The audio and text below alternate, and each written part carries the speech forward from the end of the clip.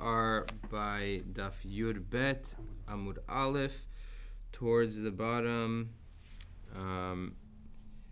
where a few lines before it gets wide. The first word on the line is Kitzarat, and then it says Amar Rav Asi. So that's where we're holding. Amar Rav Asi, Tzarat Ailonit Asura. So Rav Asi says an Ailonit and her tzara, the co-wife of an Ailonit, are not allowed to do Yibum.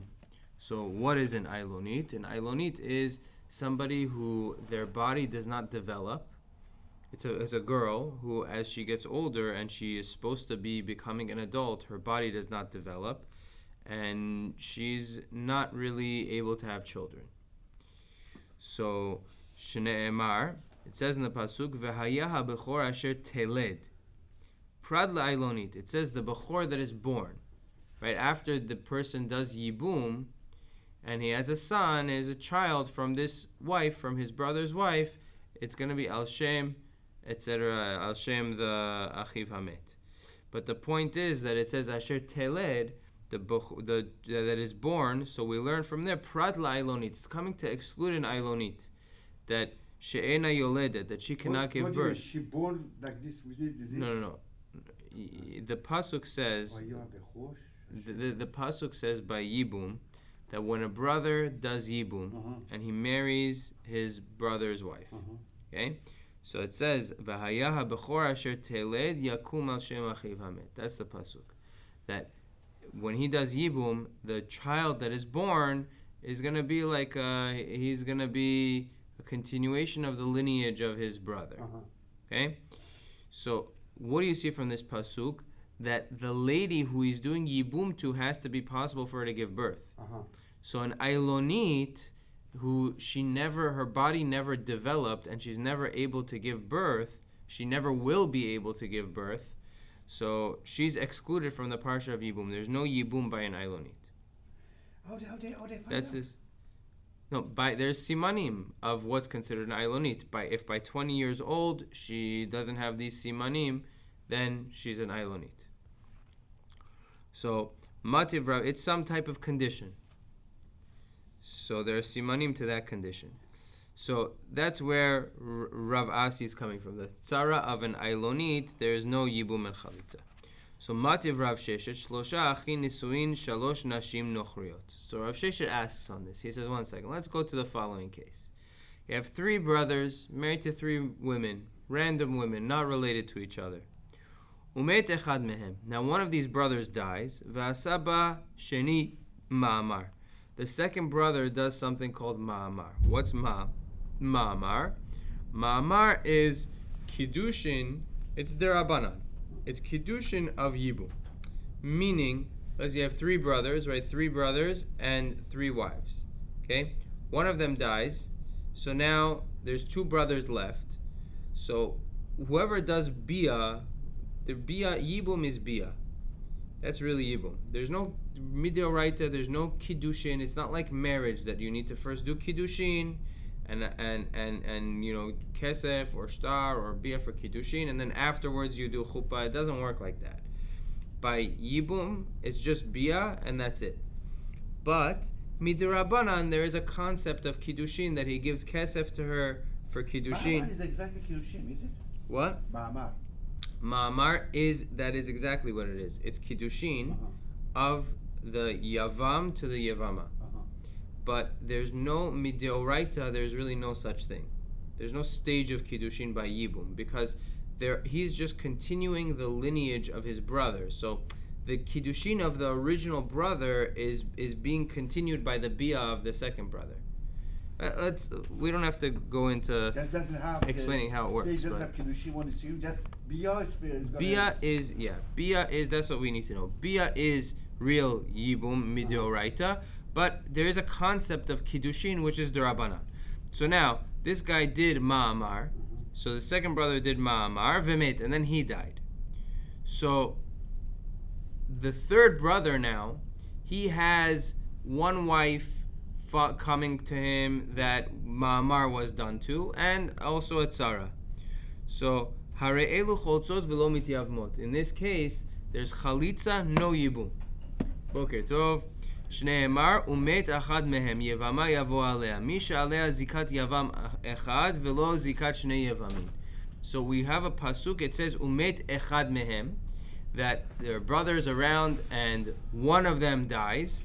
So it means that the Yevama that's falling to this brother to do Yibum to, she has a zika from one brother, not from two brothers. This woman, in this case, is called Eshet Shnei Metim, because she was married to one brother. He died. Second brother did some type of derabanan kiddushin to her, and then he dies. So now she's falling to the third brother with like two, attached to two of the other brothers. Because she was married to the first brother, he died. Did kiddushin to the next brother, he died. So that's called Eshet Shnei Metim. Since the second brother didn't do a full yibum yet, and he dies, so this lady has two zikas on her, and she's falling. So in that case, there is no yibum midrabanan. Vektani Allah Amar Rav Yosef, and this is the punchline. Rav Yosef said, we're Yud Bet Amud Aleph, maybe like 6 lines up from the bottom. Zuhi tzarad eshet ach me'av she'isur nefila garamla. This is a case of a co-wife that is not a co-wife of one of the typical ervas in the Mishnah. It's a co-wife of somebody who cannot do yibum. And this is the case, this is the only case where there is no yibum.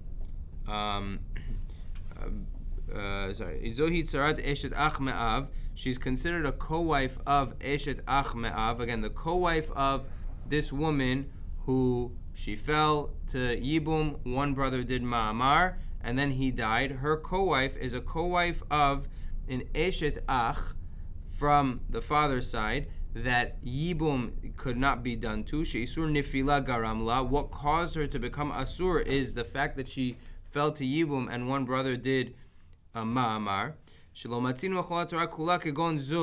We don't find in the rest of the Torah any other situation like this. So kegon zot.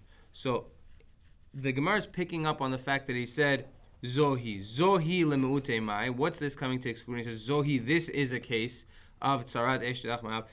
So my lav lemeute tzarat ailonit. Isn't it coming to exclude the case of tzarat ailonit desharia? That even though the ailonit is, we have a miut that the ailonit does not do yibum, but her co-wife could. So Gemara says lo lemeute tzarat ailonit da asira. No, it's coming to say this is different than tzarat ailonit, because tzarat ailonit is asura 100%, no yibum, no chalitza either. My zuhi di isur nefila garamla. What does it mean zohi by the case of eshet shnei metim? That means this lady is the one where isur nefila garamla, and there is no yibum, but tzarata baya chalitza, but there still requires chalitza. Ailonit afilu chalitza lo baya, but ailonit does not need chalitza at all. My ta'ama, what's the difference between ailonit and this case? How come by an ailonit we don't require chalitza, and in this case we require chalitza? So ha deoraita ha derabanan. By an ailonit, the ptur of yibum is deoraita. We learned from a pasuk asher teled. She has to be able to give birth to children. If she's not able to give birth to children, yibum doesn't apply to her. So that's a ptur deoraita, and therefore her co-wife becomes a tzarat erva. Ha derabanan. But the other case is derabanan. Eshet shnei metim is derabanan. Okay, we have to go drop fast because we have to finish this next amud. Yeah. Okay. Now the Gemara asks, Tanan, v'chulani metu o mianu o nitgarshu o shenimtzu ailonit tzarotehen mutarot. But we learnt in our Mishnah that if one of the ervas was married to a brother, let's say a guy's daughter was married to his brother, and then if it comes out that she was an ailonit, the tzara is muteret. He's allowed to do yibum. We're saying over here tzarat ailonit is pitura from yibum. Well, it says in our Mishnah that he is allowed to do yibum to the tzarat ailonit. So the Gemara says lo kasha. Kan shehi kirba, kan shlohi kirba. The Gemara is suggesting that there's a difference between when the husband, the original husband, recognizes that she's an ailonit, and he keeps her anyways, that's when she's p'tura from Yibum, and the co-wife also is p'tura from Yibum. But when he never recognized that she is an Ailonit, that's what our Mishnah is talking about. That was a mekach ta'ut. That marriage is ki'ilu, like it never happened, because he married this woman expecting to be able to have children. He never really recognized that she was an Ailonit. He never decided to keep her regardless of the fact that she can't have children. So this marriage is a mekach ta'ut, and the co-wife is able to do yibum. And dekanami dektani shenimtzu v'loktani shehayu. And we have we can infer also, we can make a diuk also from the fact that it says shenimtzu ailonit and not shehayu. Nimtzu means it happened to be that after the fact of her being married to the first husband, they found out that she's an ailonit. But the first husband didn't know. That's what it sounds like. Okay, so Shema Mina. Now, the Gemara tells us, we went through a few cases. The Gemara is going to tell us halacha on all the cases. We're going to kind of summarize everything before we go on to the next piece. So, Amar Rava Hilchata Tzarat Ailonit Muteret. The top of your bet. Halacha is that Tzarat Ailonit is Muteret. Va'afilu hikir ba. Even if the original husband, knew that this was an Ailonit and he decided to keep her anyways, va'afilu tzarat bito Ailonit. Even if it was his daughter. So the case is like this. You have two brothers, Reuven and Shimon. Reuven marries Shimon's daughter. Okay? Shimon's daughter is an Ailonit. Reuven knows that Shimon's daughter is an Ailonit, and he still decides to keep her. And Reuven dies. So now you have the Ailonit, which is his daughter, and Reuven's other wife falling to Yibum to Shimon. In this case, we say Shimon can do Yibum to the co-wife. She's a tzarat erva, she's a co-wife to an erva. Since we have a p'tur of Ailonit, there's a pasuk that we learn that an Ailonit is not within the parsha of Yibum at all. So this is considered a tzarat erva shelo bimkom mitzvah. This is not considered a case where the co-wife is falling to Yibum together with the erva, because the erva is non-existent in the context of Yibum because she's an Ailonit, and we have a p'tur of Ailonit from the pasuk. The pasuk says, "Vaya b'chor asher teled." We learn from there that the Yibum is only by somebody who is able to give birth, not by an Ailonit. So Yibum, you have to make sure she's going to have a baby. But it has to be possible for her to give birth. She cannot have a condition. She cannot be an Ailonit, which is somebody who has a condition. She's Ailonit, and the brother likes him a lot. So what's the issue is going to be here? So that would be an erva. To do Yibum to an Ailonit would be... Why is that? Because anytime it's his brother's wife and there's no mitzvah of Yibum, she's an erva. Let's say the brother has kids and he really, really likes his wife. It doesn't matter. There's no mitzvah of Yibum. She's an erva. Okay, so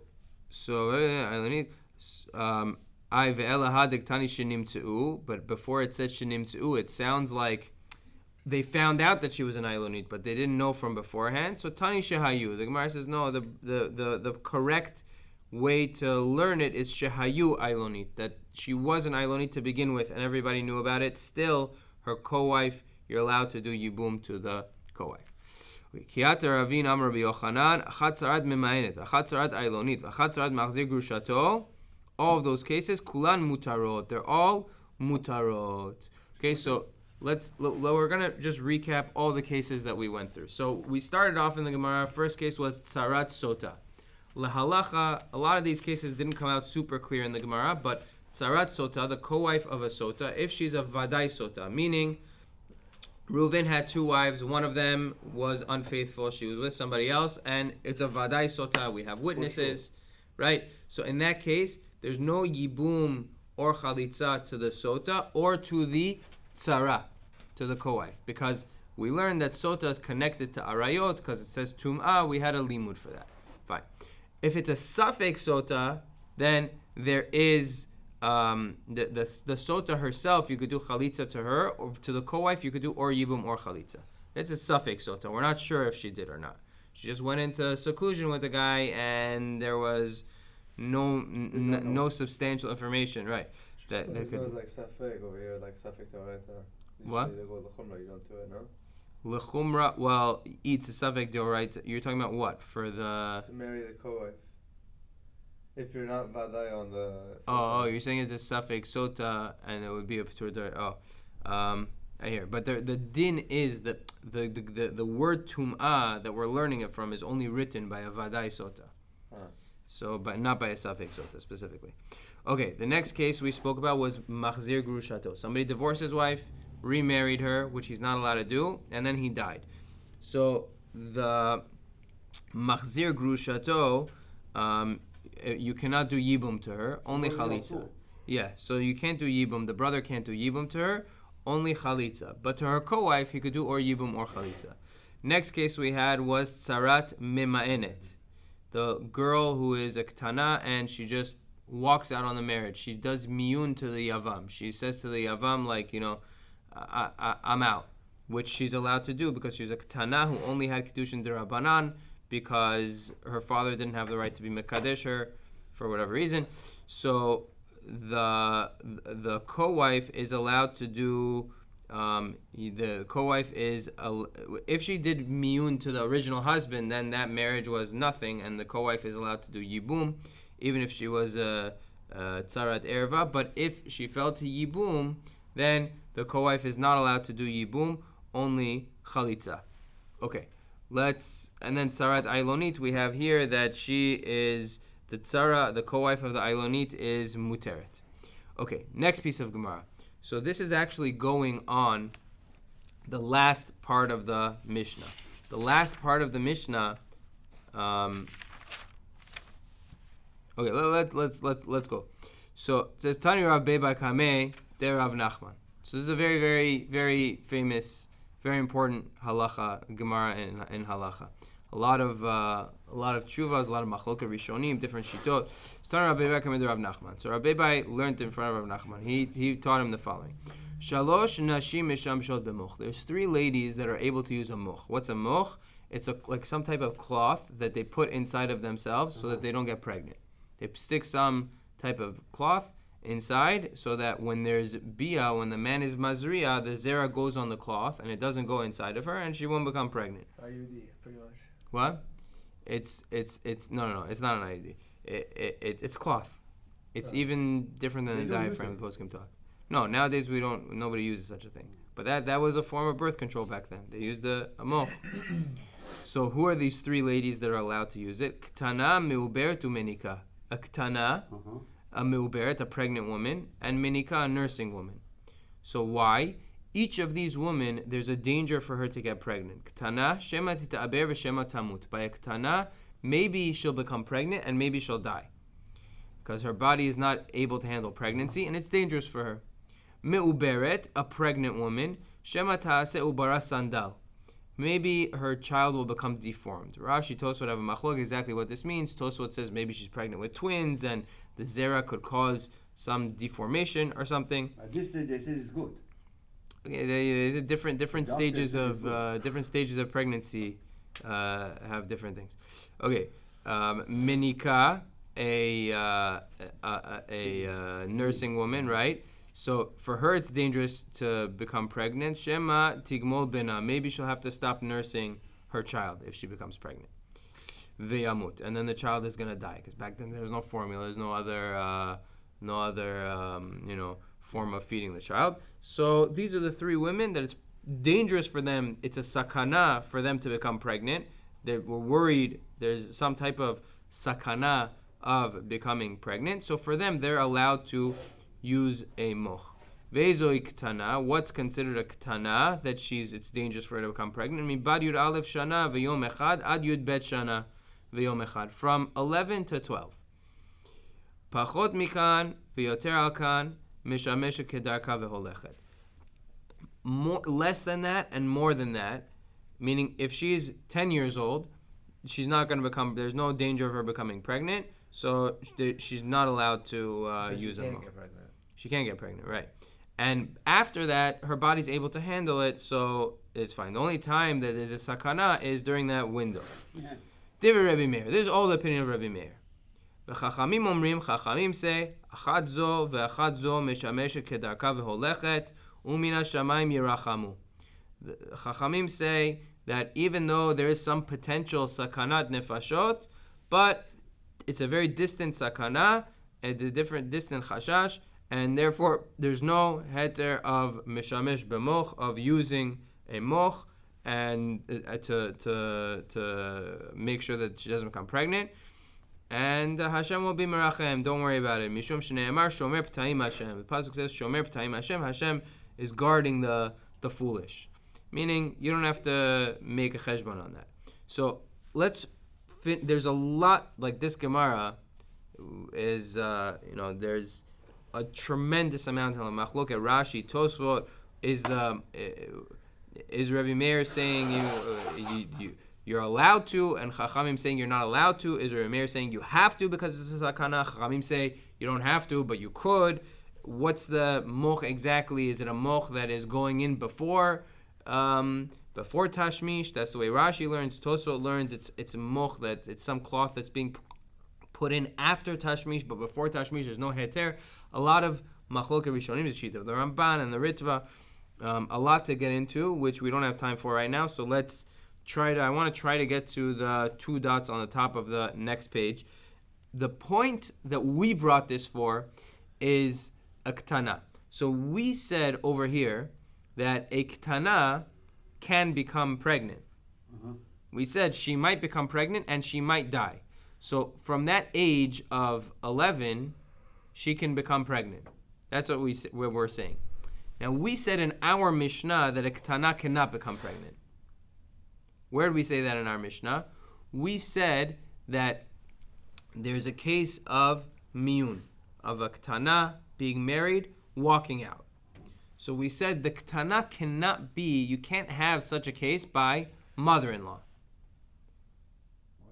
Yeah. One of the arayot is a person's mother-in-law. Okay? So you can't have his mother-in-law be a ktana. Be a what? Be a ktana. Be under bat mitzvah. How could be a mother-in-law? It's possible. So you could. If she's 11 years old. Possible. The Gemara, one He has a second. kid at 11, 12, and then the guy's older than his mother-in-law and marries the daughter. Right. So meaning, what we're saying here, let's try to keep cheshbon.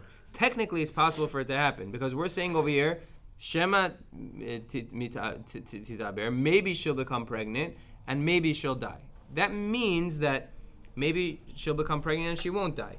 So it's possible for an 11-year-old to have a living baby. It's possible. That's what you see from what we just learned. Okay. So that means that an 11-year-old could have a baby. She's still a ktana. She's still under bat mitzvah. Okay, she still didn't see 2 hairs. She still didn't have simanim. And now she has a 1-year-old, 6-month-old baby. Okay. Someone goes to the father of this baby and the father has the right to accept kiddushin for his daughter. So someone is mikadesh this girl.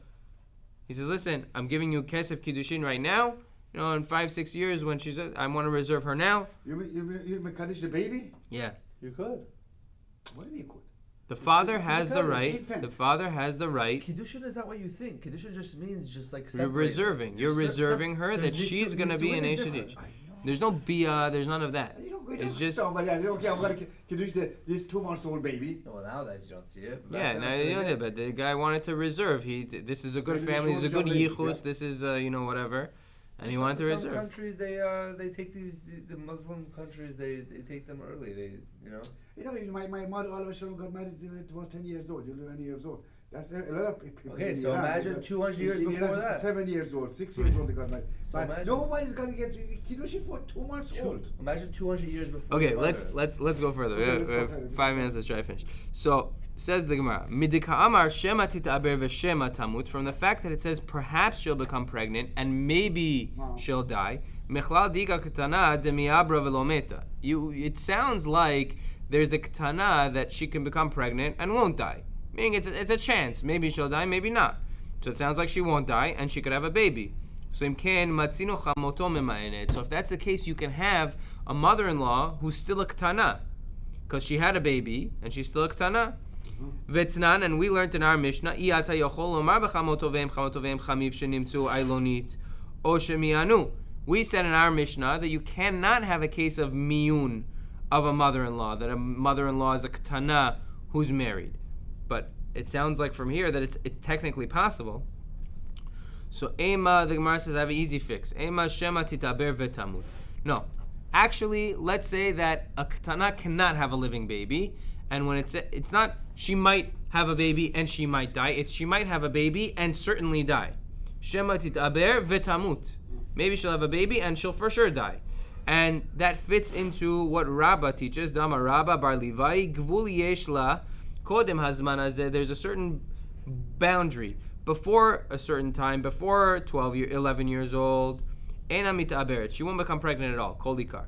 Toch hazman hazeh. But within this window from 11 to 12, he meta ve'ubara met. If she becomes pregnant, she'll die and the child will die. Lachar zman hazeh. After this time, after 12 years old, then she could become pregnant and she'll live, and the baby will also live. So the Gemara is going to challenge this now. The Gemara says, "Ini, this is really true that between 11 and 12 she can't have a living baby?" V'atani Rabba bar Shmuel iyata yachol lomar b'chamoto ve'em chamiv shenimtzu ailonit o shemianu. We learned. Rabba bar Shmuel teaches that you can't have a case of a mother-in-law who is a ketana, who does miyun, shekvar yaldu, because she already had children. Meaning, what's the whole reason that she cannot do miyun? Because she had children, not because of her age. So it sounds like the factor that is her having children, not the age. Meaning, let's look at Rashi. Rashi learns, right? Shekvar yaldu umiditali ta'ama bevlad.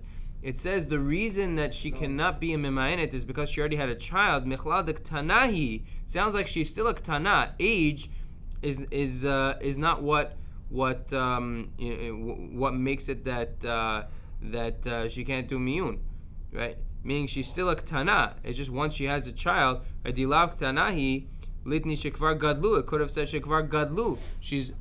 It would have been more encompassing to say that she cannot. She cannot. What's it called? You can't have a case of miyun of mother-in-law because she's already too old. What do you mean? If she has a kid, she's old. Why didn't it say that? It says shekvar yaldu. It sounds like even though she's not at the age yet. So Ella. Ve'ela kashyahach. But we had the other question that we said that there's no such thing as mother-in-law being mimayenet. So Amar Rav Safra, banim harehem kesimanim. Rav Safra said having children is like simanim, is like signs of puberty, which means is like two hairs, which means that she is viewed as a gdola. So she may pregnant as the heir? Well, that's not what we're saying now. Right now, what we're saying is it's in place of that. Meaning, even if she doesn't have hair, if she becomes pregnant, she's automatically considered a gedola. So even if she becomes pregnant at that age of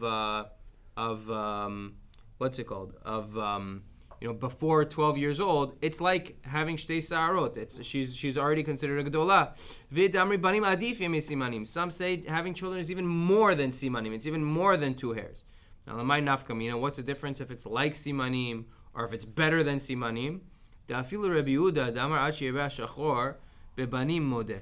There's an opinion of Rabbi Yehuda that says that mima'enet, she's allowed to do miyun. Even if she has two hairs, she's allowed to do miyun until there's more black than skin, meaning she has to have a lot of hair. He still agrees that if she has a child, that's better than the two hairs. That's better than that. So, Verav Zvid, so Bebanim Modeh. Verav Zvid, top of Yod Gimel. We're just going to read a few more lines until the next two dots. Verav Zvid Amar Ein Banim Belo Simanim. Rav Zvid says, can't have kids. You can't have kids. That's what you were saying originally. If there was children, that means for sure she had simanim. V'nivdok, why don't we check? Just check and see if there's hairs. Chayshin Hashem nashru.